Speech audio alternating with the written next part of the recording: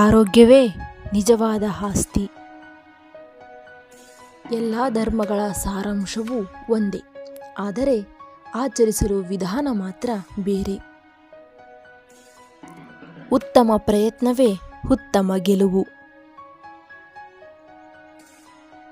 ದೇಹದಿಂದ ಶಕ್ತಿ ಬರುವುದಿಲ್ಲ, ಅದು ಮನಸ್ಸಿನ ಸಂಕಲ್ಪದಿಂದ ಬರುತ್ತೆ.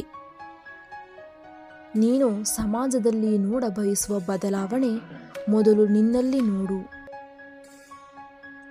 ಆತ್ಮಸಾಕ್ಷಿ ವಿಷಯದಲ್ಲಿ ಬಹುಮತದ ಯಾವ ಕಾನೂನಿಗೂ ಜಾಗವಿಲ್ಲ.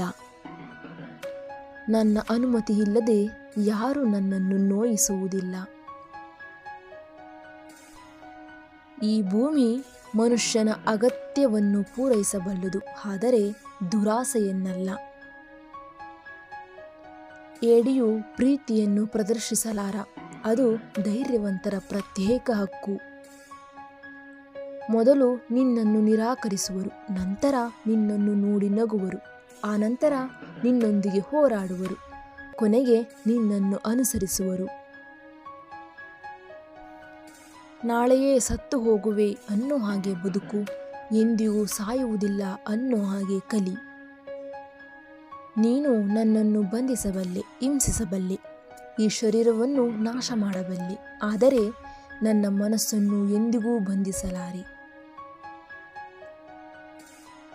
100 kg ಬೋಧಿಸುವುದಕ್ಕಿಂತ 1 kg ಕಾರ್ಯರೂಪಕ್ಕೆ ತರುವುದೇ ಉತ್ತಮ.